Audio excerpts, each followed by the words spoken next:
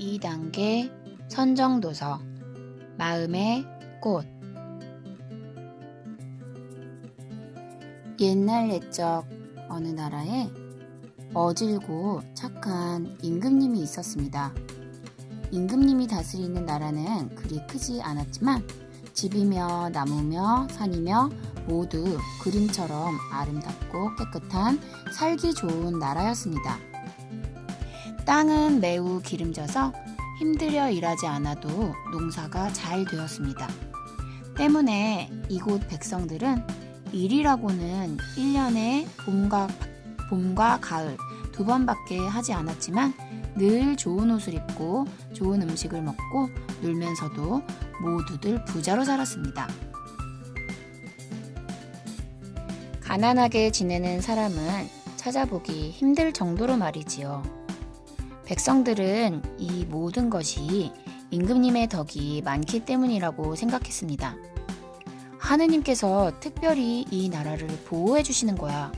우리는 하느님의 보살핌을 받는 백성이야. 백성들은 이렇게 말하며 자신들이 생활하는 곳 외에 다른 곳에서 일어나는 일에는 전혀 관심이 없었습니다. 애써 알 필요도 없었습니다. 그저 나라 안에서 평화롭게 태평세월을 보내고 있었으니까요. 백성들이 굶주리지 않고 넉넉하게 지내니 임금님으로서는 그보다 더 기쁜 일이 없었습니다.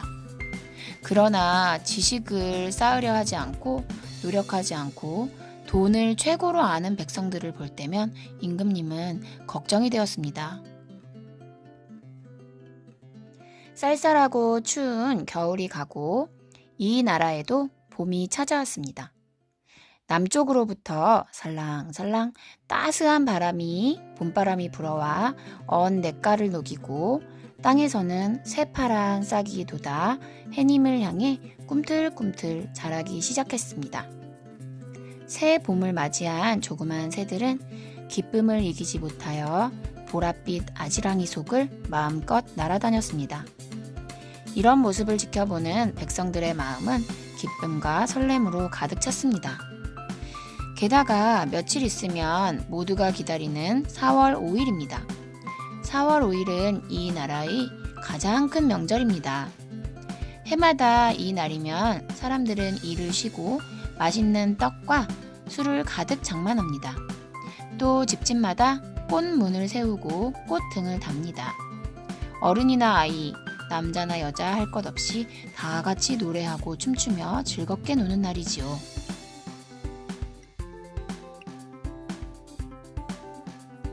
올해도 어김없이 사람들은 며칠 전부터 음식과 놀거리를 준비해 놓고 어서 4월 5일이 오기를 기다렸습니다. 꽃 피고 새 울고 따뜻한 봄날이 계속되는 가운데 며칠이 지났습니다. 드디어 온 백성이 고대하던 명절이 되었습니다. 백성들은 눈이 부시게 찬란한 새 옷을 차려입고 미리 준비해둔 맛있는 술과 음식을 먹었습니다. 맛있는 음식들로 배를 채운 사람들은 길거리로 몰려나왔습니다. 그런데 길거리에 못 보던 게시판 하나가 보였습니다.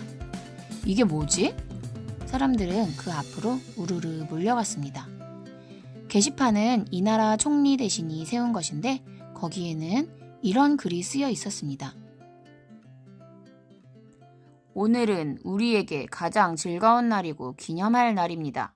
특별히 임금님께서 하느님으로부터 받으신 마음의 꽃이라는 꽃씨를 일반 백성들에게 나눠주기로 하셨습니다. 이 꽃씨는 세상에 있는 보통 꽃씨와는 달라서 마음이 착하고 깨끗한 사람이 기르면 좋은 꽃이 피고 마음이 나쁘고 정직하지 않은 사람이 기르면 나쁜 꽃이 피는 것입니다. 그런데 이 꽃은 오늘 심으면 꼭 1년 뒤인 내년 4월 5일에 피어납니다.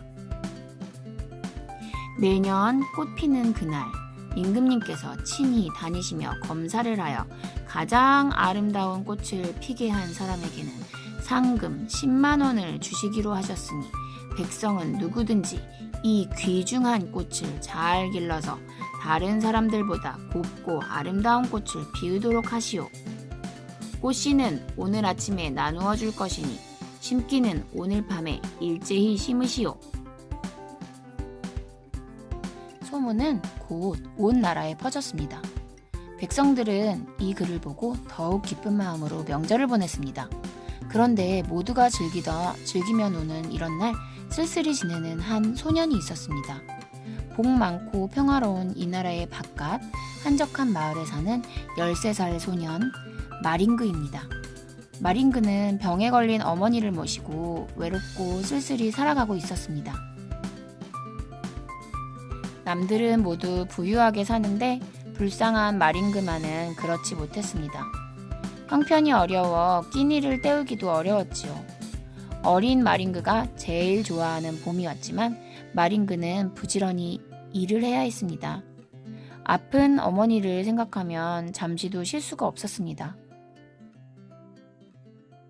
4월 5일 명절에도 남들은 모두 일을 쉬고 아침부터 뛰어노는데 마링그는 홀로 산속에서 나무를 모으기에 바빴습니다. 저녁 때가 되었습니다.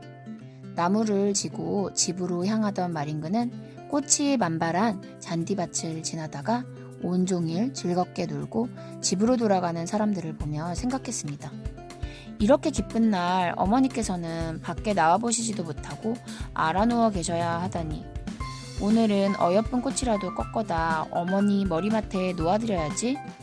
마링그는 잠시 지게를 내려놓고 잔디밭에 앉아 꽃을 꺾어 모으기 시작했습니다. 그때였습니다.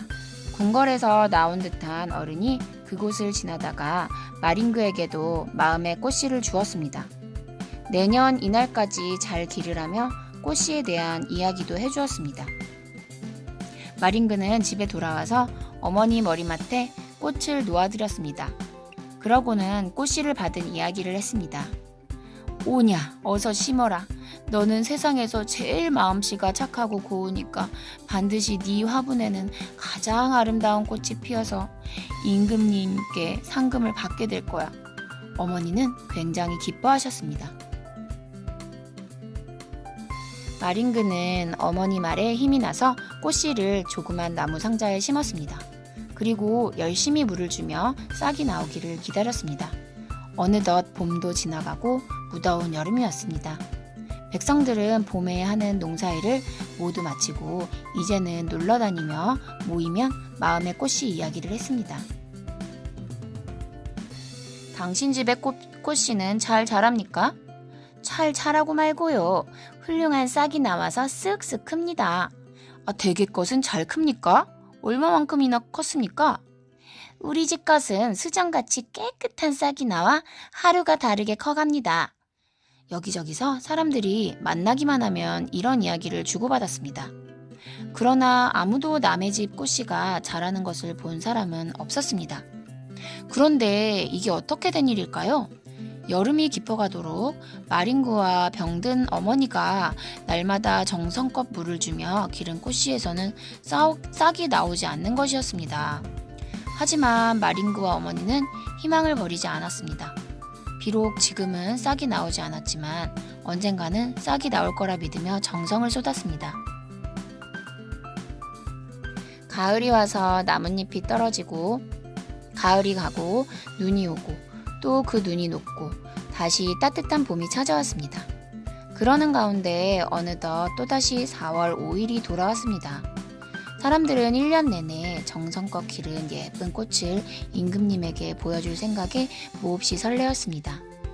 드디어 검사의 시작을 알리는 종소리가 온 동네에 울려 퍼졌습니다. 10만 원이나 되는 상금을 누가 타게 될지 사람들은 무척 궁금했습니다.